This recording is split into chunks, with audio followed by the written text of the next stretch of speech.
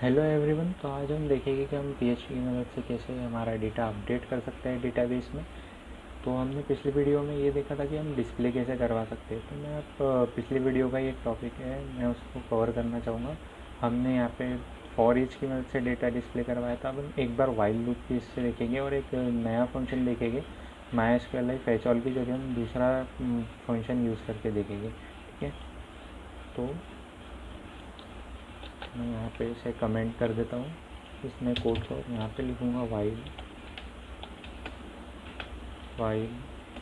$Row equal to MySQL underscore fetch underscore SOC। Then यहाँ पे $execute, जो कि हमारी MySQL क्वेरी का आउटपुट जिस वेरिएबल में है वो। ठीक है, तो अब यहाँ पे हम देखेंगे जब हम यहाँ पे इंडेक्स जो रो में जो इसका आउटपुट जाएगा वो एक एरे के इसमें जाएगा, एरे के रूप में जाएगा। तो हम एरे के जो इंडेक्स होंगे वो हमारे डेटाबेस में जो टेबल है उसके जो कॉलम नेम्स है ना वो हमारे इसमें इस कंडीशन में हमारे इंडेक्स होंगे। जैसे यहाँ पे हमने 0, 1, 2 और 3 यूज़ किया था। यहाँ पे हम डायरेक्टली इनका नेम दे देंगे, जैसे कि मैंने यहाँ पे दे दी रो ID। ठीक है, इसको करवाएगा देखो रो ID। देन कंकैटिनेट करेंगे $रो देन नेम। ओके, अब इसको देखेंगे एक बार इसका आउटपुट क्या आता है।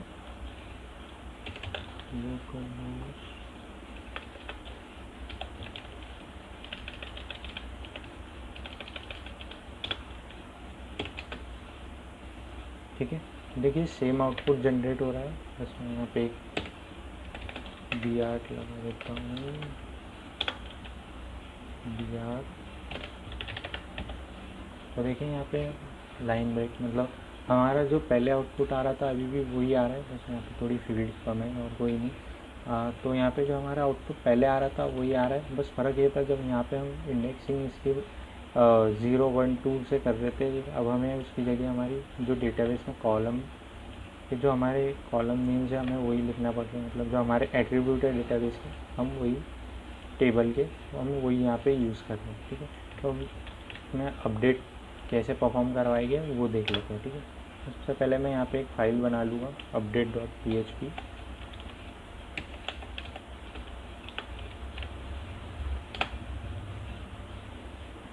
ठीक है, तो पहले हम देखेंगे कि हम यहाँ से कोई डेटा जब हमें पास करना होगा इस अपडेट फाइल में तो हम कैसे पास कर पाएंगे।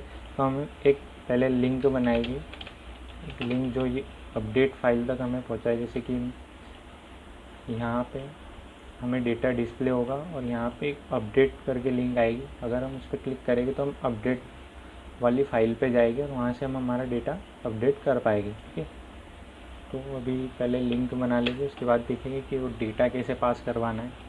तो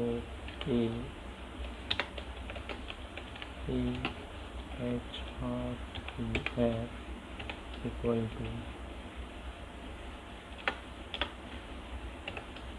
टू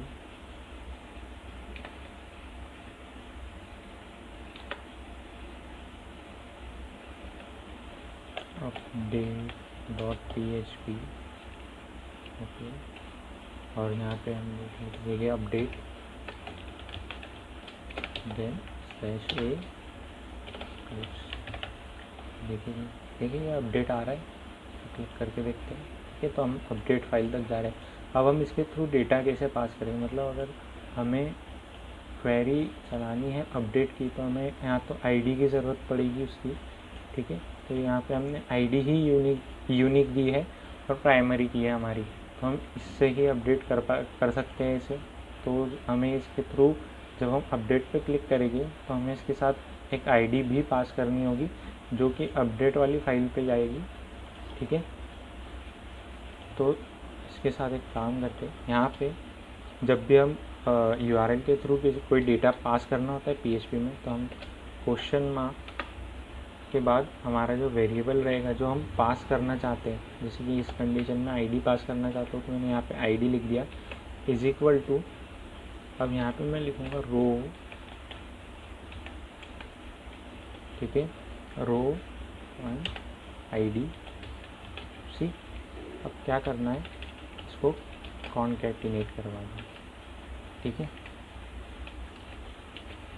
इस आईडी को इस स्ट्रिंग का पार्ट बना दिया, ठीक है, ताकि वो भी वहाँ पर डिस्प्ले हो। तो यहाँ देखिए आप लेफ़्ट साइड में एकदम बॉटम में देखेंगे, वहाँ पे हमें दिख रहा है localhost/curd update.php id1, ठीक है। जब हम इसे क्लिक करेंगे तो यहाँ पे तो कुछ आ नहीं रहा है, क्योंकि हमें वहाँ पे सबसे पहले अपडेट में एक कोड लिखना होगा, ठीक है। अभी हम चलते हैं अपडेट वाली फ़ाइल ओपन करेंगे। अब यहाँ पे हम लिखेंगे हमारी PHP की स्क्रिप्ट। सबसे पहले तो हम हमारा डेटा रिसीव करेंगे जो हमने display.php से भेजा था इस URL पर अपडेट वाली फ़ाइल में। तो उसके लिए हम यूज़ करेंगे एक वेरिएबल बना लेंगे और $_get id, ठीक है।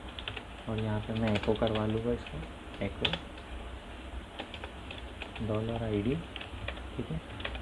तो यहाँ पे हमने $_get सुपर ग्लोबल का यूज़ किया है, ठीक है, जो कि जो URL के थ्रू जो डेटा आएगा वो गेट मेथड में, गेट वेरिएबल में कैप्चर हो जाएगा। और हमने वहाँ पे आईडी दी थी, ठीक है।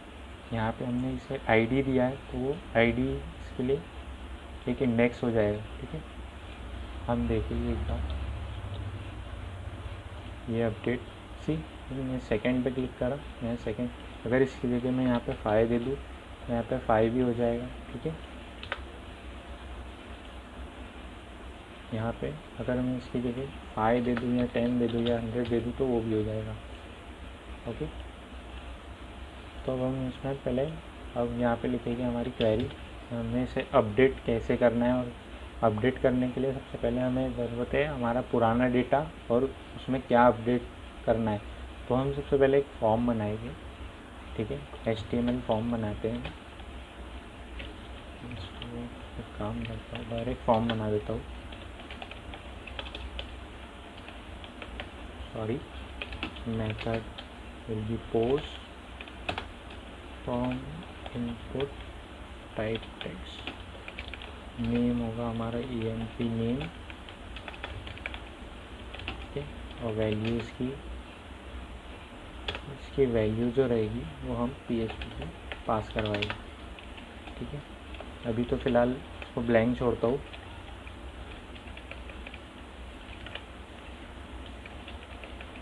ठीक है।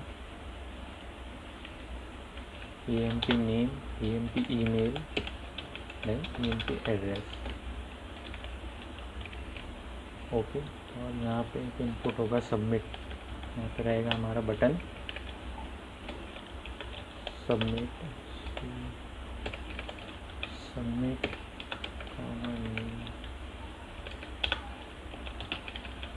Name which is equal to update and the value is update। तो पहले देखेंगे हमारा फॉर्म कैसा दिखता है वहाँ पे। तो हमारा फॉर्म तो रेडी है। अब हम हमारी क्वेरी लिख लेंगे यहाँ पे कि जो मैं अगर हमें पूरा डेटा चाहिए तो हम इस आईडी से हमारा जो पूरा डेटा रहेगा वो पहले एक्सट्रैक्ट करेंगे और इस फॉर्म में दिखाएगी कि इसमें उसे क्या अपडेट करना है, इसमें यूज़र को क्या अपडेट करना है, ठीक है। तो हमारे पास आईडी आ गई है। अब हम यहाँ पे हमारी क्वेरी लिखेंगे, क्वेरी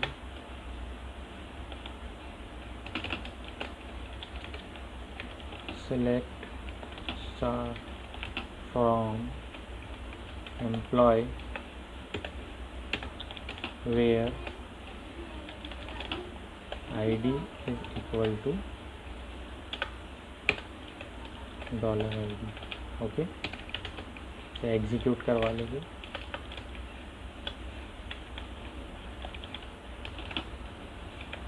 MySQLi क्वेरी, ठीक है। अभी कनेक्शन तो हमने बनाया नहीं, चलो कनेक्शन भी बना लेंगे। connection is equal to MySQL connect localhost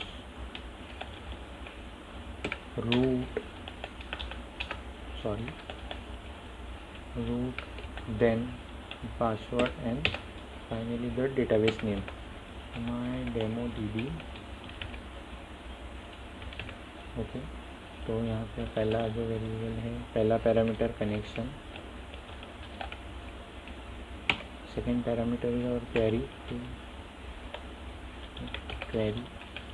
okay, अब हमारे पास डेटा आ गया। अब हम इस डेटा को फैच करवा लेंगे, मतलब हमारे पास डेटा इस वेरिएबल में है। अब हम डेटा को फैच करवाएंगे, पहले इसे वेरिएबल में स्टोर करवा लेंगे। MySQL fetch for ASSC and the parameter of execute।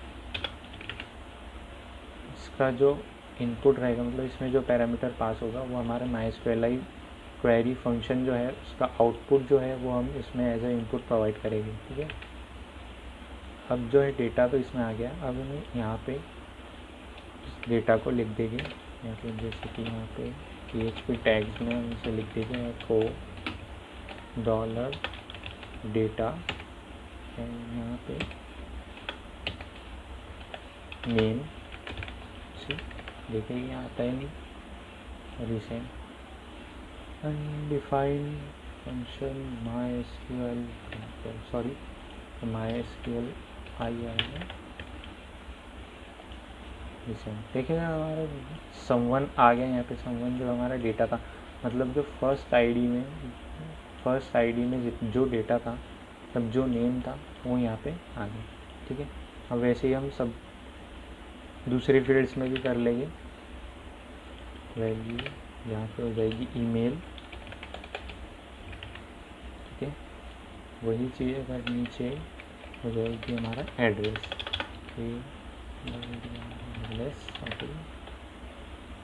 Send सी। तो हमारा जो पूरा डेटा था फर्स्ट आईडी का, हमारे टेबल में जो फर्स्ट आईडी का पूरा डेटा था वो हमारे इस फॉर्म में आ गया। अब अपडेट कैसे करेंगे? ठीक है, तो सेम जो जैसा हमने इंसर्ट किया था वैसे ही हम अपडेट भी परफॉर्म करवाएंगे। बस फ़र्क है कि जो क्वेरी है वो थोड़ी चेंज कर देंगे यहाँ पे। ठीक है, जैसे कि हमने हमारे इंसर्ट में जब चेक किया था, और इतना बस हम जब चेक किया था कि हमने एक बटन क्लिक हुआ है कि नहीं, और हमारा पूरा डेटा हमने एक वेरिएबल में स्टोर करवा लिया था इन वेरिएबल्स में, और क्वेरी लिखी थी। सेम वही करेंगे, बस क्वेरी डिफरेंट होगी यहाँ पे। तो देखते हैं हम कैसे करेंगे। If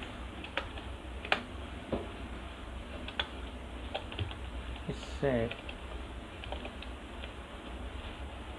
$_post and name of update, and what you have to do, take the name equal to $_post emp name $email $_post emp email and at last the address।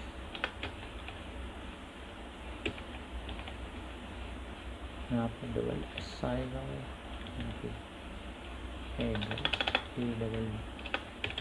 Address.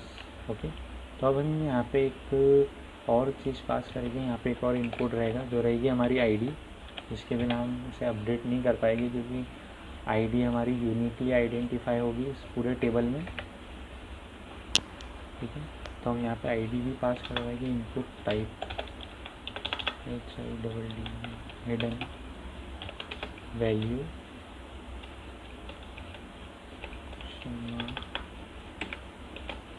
PHP tag close echo $data and ID। Okay, यहाँ पे देखना ये जो हमने new field बनाई है हमारी input की वो नहीं आएगी, क्योंकि हमने यहाँ पे उसका टाइप स्पेसिफाई किया है हिडन। तो ये हिडन फील्ड रहेगी यहाँ पे, देखेंगे एक बार।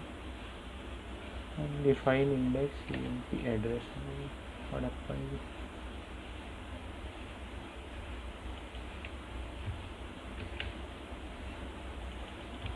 Copy and paste.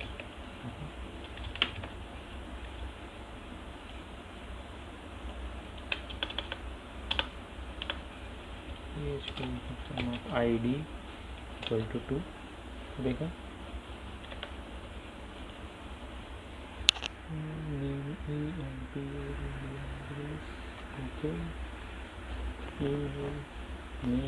एड्रेस सब सही है। ओके, तो हम कैच करेंगे हमारी आईडी फील्ड भी, $id is equal to $post id। तो यहाँ पे देखिए जब हम इसका सोर्स कोड खोलेंगे, व्यू पेज सोर्स, ठीक है, तो यहाँ पे देखिए जो हमारा इनपुट टाइप है हिडन और उसकी वैल्यू है 2, वो भी आ रही है, जबकि यहाँ नहीं डिस्प्ले हो रही, क्योंकि हमने उसका टाइप हिडन रखा है। तो वो हमारे फॉर्म में नहीं दिखेगी, मतलब यूज़र को नहीं दिखेगी, लेकिन वो वहाँ पे प्रेजेंट रहेगी। ओके, तो हमने यहाँ पे चेक किया है if set post update then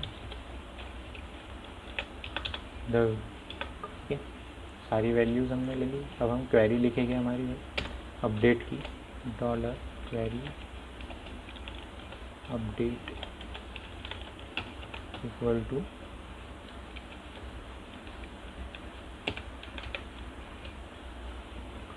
update empl employ set name equal to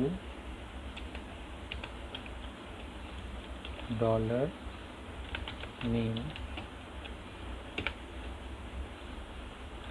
email equal to $email and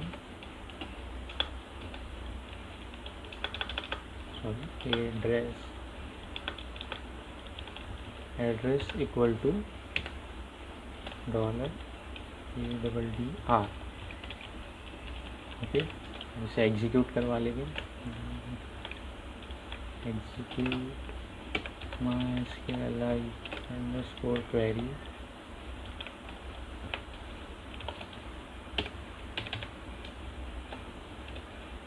connection which is here. Connection जो है, यही कनेक्शन वेरिएबल हमने यहाँ पे भी ले लिया, ठीक है, क्योंकि बन चुका है। अगर यहाँ पे अगर हम कनेक्शन क्लोज कर देते तो यहाँ पे हम इस कनेक्शन वेरिएबल का यूज़ वापस नहीं कर सकते थे, ठीक है। यहाँ पे जो हमारा सेकेंड पैरामीटर है वो query update.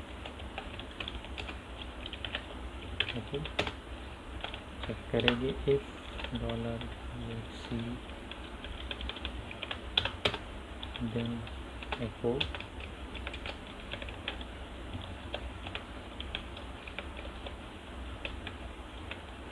script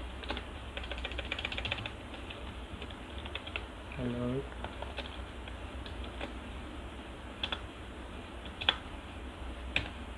updated।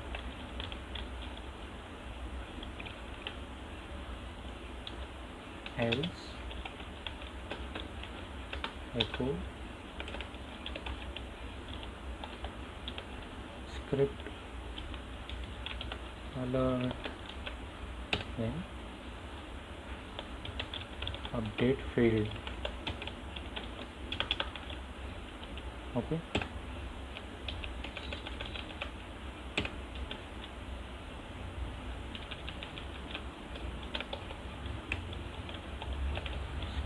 Close, ठीक है। तो हमने हमारी क्वेरी लिख दी अपडेट की, ठीक है। अब हम इसे एक बार रन करके देखेंगे, मीन्स पूरा ही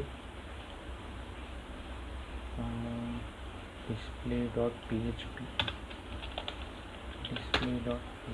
ठीक है। फिर सेकेंड वाली को अपडेट करता हूँ, ठीक है। ये है someone to समवन अपडेटेड, और यहाँ पे ईमेल भी अपडेट कर देंगे, समवन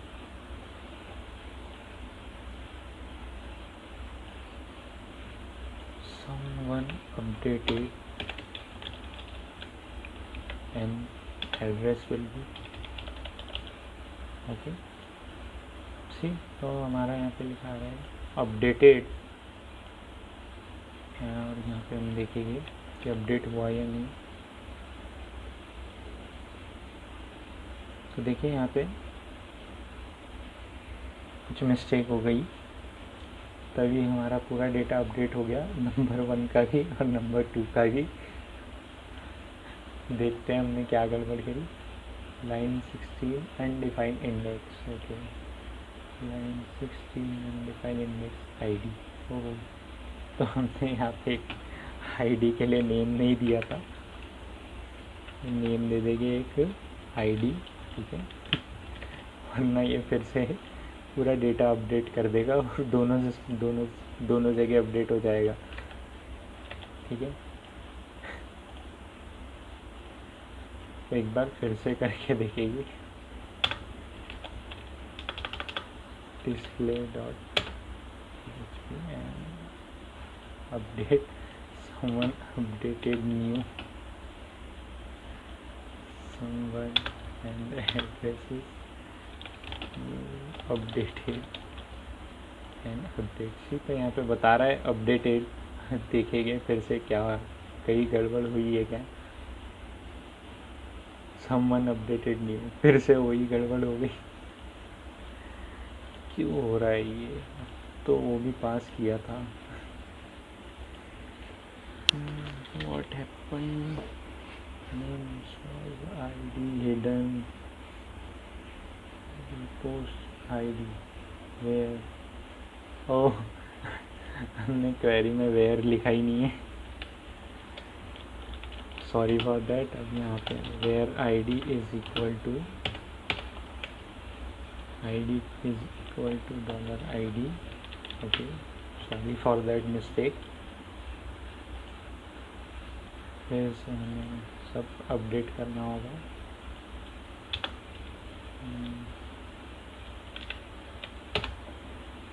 और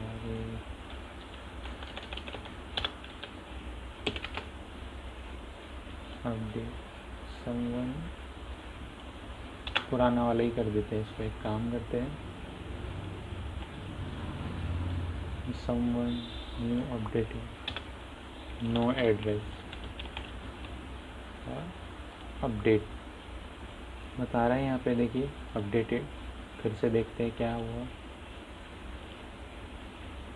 लेट्स सी। तो देखिए हमारा सिर्फ सेकेंड वाला ही अपडेट हुआ है, क्योंकि इस बार हमने यहाँ पे वेयर क्लॉज में आईडी दी थी। पिछली बार हम भूल गए थे दोनों बार आईडी देना, इसलिए हमने पूरा जितना डेटा था वो पूरा अपडेट हो जा रहा था, ठीक है। तो आप जब टेस्टिंग फेज़ में तो आप ऐसी गलती ना ही करें तो ठीक रहेगा, ओके। अगर आप डेवलपमेंट में ऐसी गलती कर देंगे तो बहुत भारी पड़ेगा। तो हम यहाँ पे टेस्टिंग कर रहे हैं, यहाँ पे ट्यूटोरियल्स बन रहे हैं, इसलिए यहाँ पे ऐसी गलती चल जाएगी। लेकिन जब आप असल में कोई डेवलप करेंगे, कोई वेबसाइट या कोई एप्लीकेशन बनाएंगे, तब ऐसी गलती ना ही करें तो ठीक, वरना आपका जो सारा डेटा रहेगा वो एक साथ एक ही जैसा अपडेट हो जाएगा और आपके लिए प्रॉब्लम हो जाएगी, ठीक है। तो हमने इस वीडियो में देखा कि हम कैसे हमारे PHP की मदद से अपडेट एक्शन परफॉर्म करवाते हैं, ठीक है। तो अगले वीडियो में देखेंगे कि हम कैसे डिलीट कर सकते हैं कोई स्पेसिफिक डेटा, ठीक है। Thank you for watching this video, please like and share.